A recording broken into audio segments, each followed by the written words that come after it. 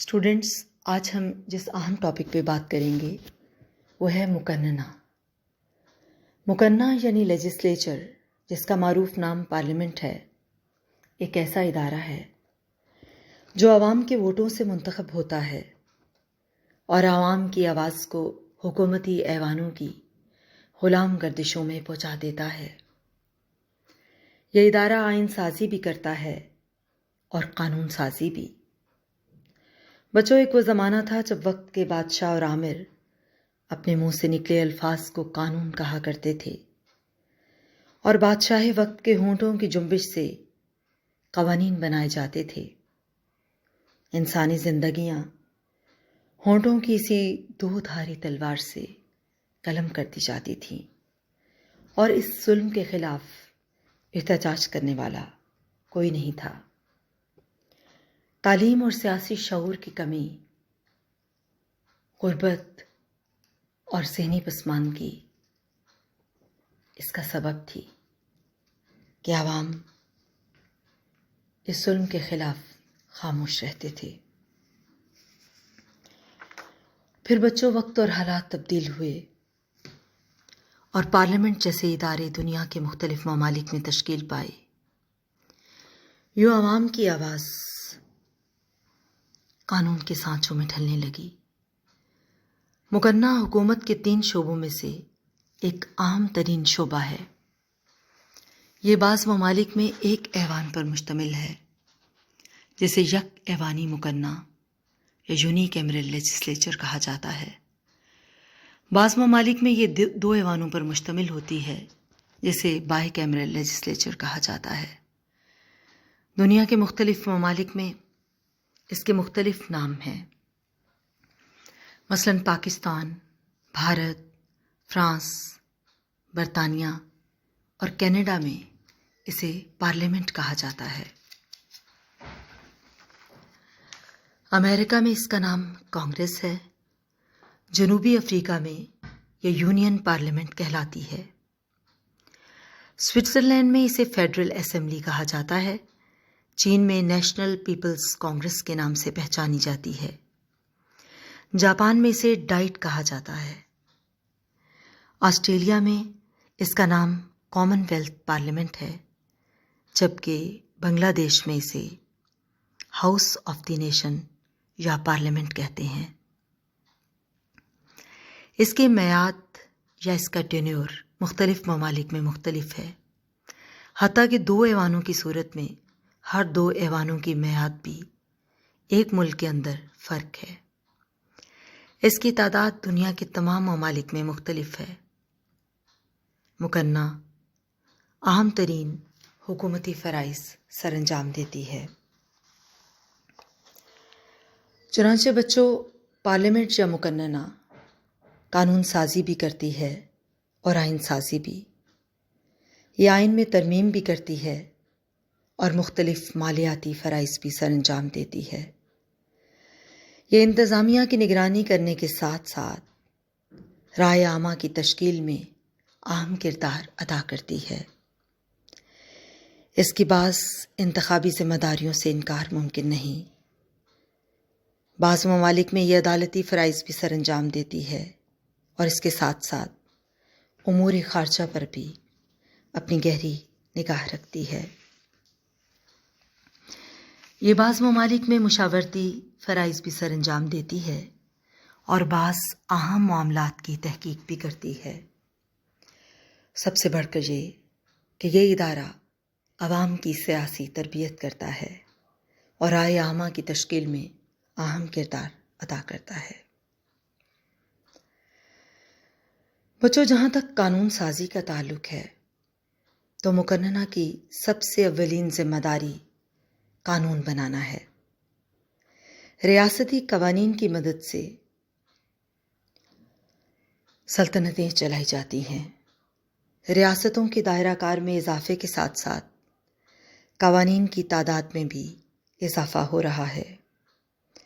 ایسے میں مقننہ پارلیمانی اور صدارتی ہر 2 نظاموں میں قانون سازی کی اہم ترین ذمہ داریاں سر انجام دیتی ہیں۔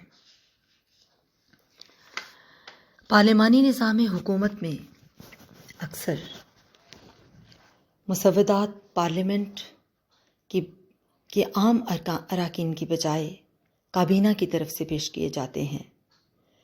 ان مسودات کو وزراء کی پشت پناہی حاصل ہوتی ہے۔ وزراء کو چونکہ اسمبلی کے اراکین کی حمایت حاصل ہوتی ہے، اس لیے یہ مسودات منظور ہو جاتے ہیں۔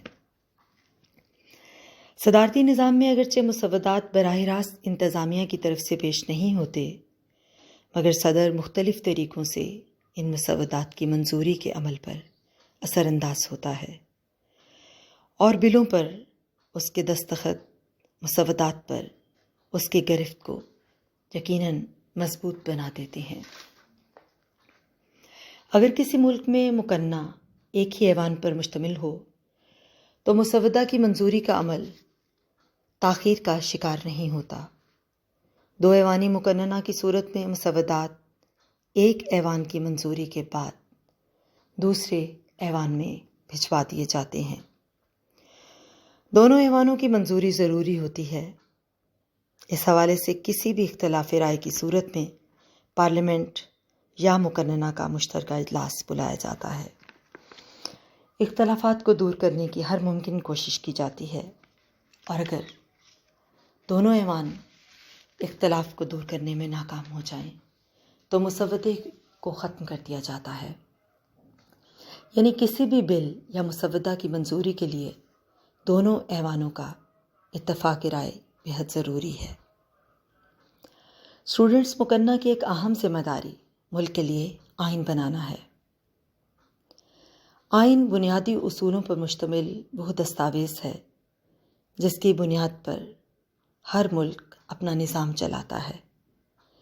اگر کسی نئے ملک میں آئین عدم موجود ہو تو پارلیمنٹ کا کام ہے کہ وہ ملک کے لیے آئین بنائے، اور اگر پہلے سے آئین موجود ہو تو آئین کو وقت اور حالات کے مطابق تبدیل کرنا بھی مقننہ ہی کا کام ہے۔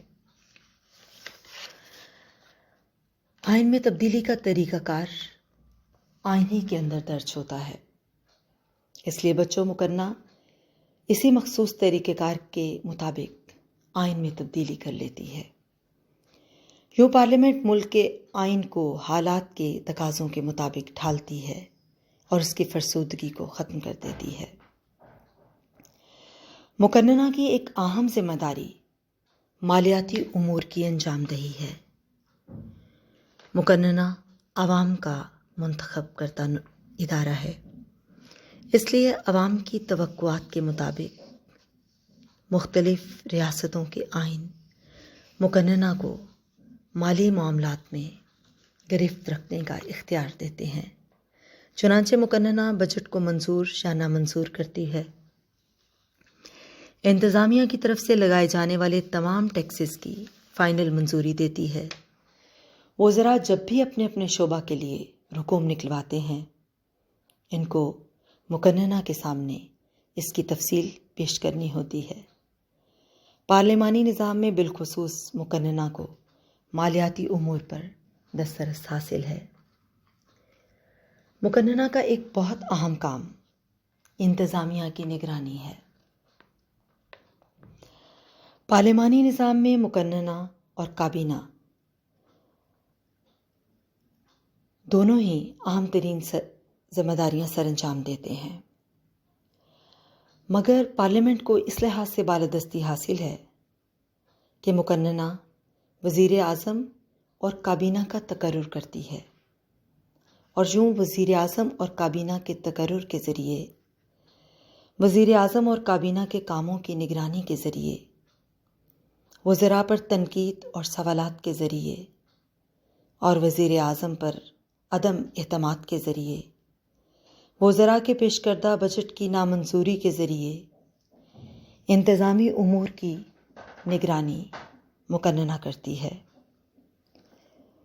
اسی طرح صدارتی نظام میں بھی صدر مقننہ کو اہم عہدیداروں کی سلیکشن کرتے ہوئے،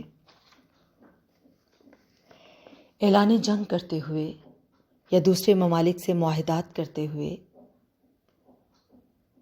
پارلیمنٹ کو اعتماد میں لیتا ہے اور سینٹ کی مروت کے اصول یعنی پرنسپل آف دی سینیٹوریل کرٹیسی کے ذریعے عام عہدیداروں کی تقرریاں کرتے ہوئے صدر مقننہ کی توثیق حاصل کر لیتا ہے۔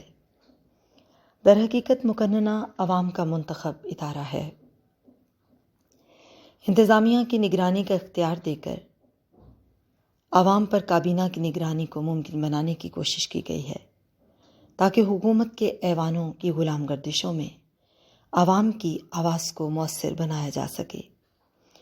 یوں مقننہ عوام کی نمائندگی کرتے ہوئے اہم ترین فرائض سر انجام دیتی ہے۔ بچوں، مقننہ کی ایک اہم ذمہ داری مشاورتی فرائض کی سر انجام دہی ہے۔ مقننہ نہ صرف پارلیمانی نظام میں انتظامیہ کو چیک کرتی ہے، اس پر تنقید کرتی ہے، بلکہ مقننہ مختلف علاقوں، مختلف طبقات اور مختلف ماہرین کو اپنے ساتھ لے کر چلتی ہے۔ مقننہ میں مختلف علاقوں کے نمائندے بھی شامل ہوتے ہیں اور مختلف ماہرین بھی۔ وہ اپنے اپنے تجربات کے مطابق وزراء کو مشورہ بھی دیتے ہیں۔ علاوہ ازیں مختلف قراردادوں کے ذریعے بھی حکومت کو کسی مخصوص کام کو سر انجام دینے یا کسی مخصوص کام سے رک جانے کا مشورہ دیتے ہیں۔ اس طرح سے مقننہ مشاورتی فرائض سر انجام دیتی ہے۔ اس کے ساتھ ساتھ مقننہ بعض عدالتی فرائض بھی سر انجام دیتی ہے۔ چنانچہ برطانیہ میں دارالامراء کا کردار مقننہ کے اسی قسم کے فرائض کی عکاسی کرتا ہے۔ امریکہ میں مقننہ کو صدر، ججوں، نائب صدر ان سب کے مواخذے کا اختیار حاصل ہے۔ اکثر ممالک میں سربراہ مملکت اور اعلیٰ عہدیداروں کے خلاف مواخذہ یعنی امپیچمنٹ کی کارروائی مقننہ ہی میں ہوتی ہے۔ یوں مقننہ بعض اہم عہدیداروں کو ان کے عہدوں سے برطرف کرنے کا اختیار بھی رکھتی ہے۔ مقننہ کا ایک اہم فرض عوام کی شکایات کا ازالہ ہے۔ مقننہ عوام کی ترجمان ہوتی ہے، اس لیے مقننہ کے اراکین اپنے اپنے علاقے کے لوگوں کے مسائل کو حل کرتے ہیں اور حکومت کو اپنے علاقے کی مشکلات اور مسائل سے آگاہ کرتے ہیں۔ یوں مقننہ عوام اور کابینہ کے درمیان رابطے کا ایک اہم ذریعہ ہے۔ مقننہ رائے عامہ کی تشکیل میں اہم کردار ادا کرتی ہے۔ عوام کی رائے کو بنانے میں مقننہ کے اراکین فلور پر جب تقاریر کرتے ہیں تو اہم کردار ادا کرتے ہیں۔ علاوہ ازیں جلسوں اور انٹرویوز میں اراکین پارلیمنٹ کی آراء کو عوام بہت اہمیت دیتے ہیں اور اپنی رائے میں ان کی رائے کو شامل کرتے ہیں۔ یوں مقننہ رائے عامہ کی تشکیل کا ذریعہ بنتی ہے، عوام کی سیاسی تربیت کرتی ہے اور عوام میں شعور کی بیداری میں اہم ترین کردار بھی ادا کرتی ہے۔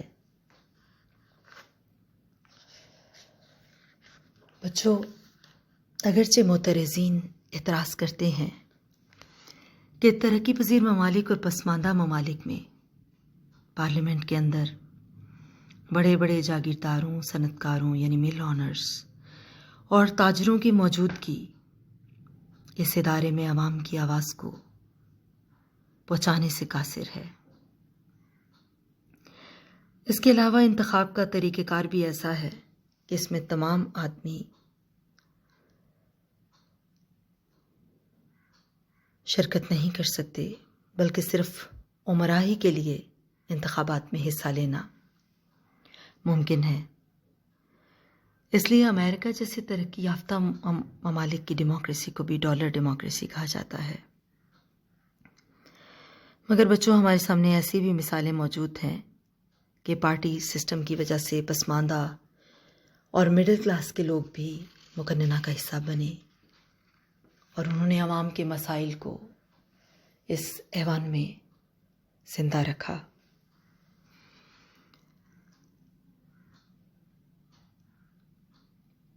بہرحال ہم مقننہ پر جتنی بھی تنقید کریں،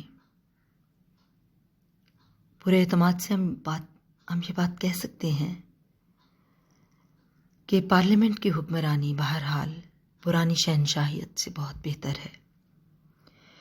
مقننہ آئین سازی بھی کرتی ہے، قانون سازی بھی کرتی ہے، مالیاتی امور بھی سر انجام دیتی ہے، خارجہ پالیسی پر تنقید کرتی ہے، اس کی سمت کو درست کرتی ہے، بعض انتخابی فرائض سر انجام دیتی ہے، بعض ممالک میں مشاورتی فرائض سر انجام دیتی ہے، بعض عدالتی امور کی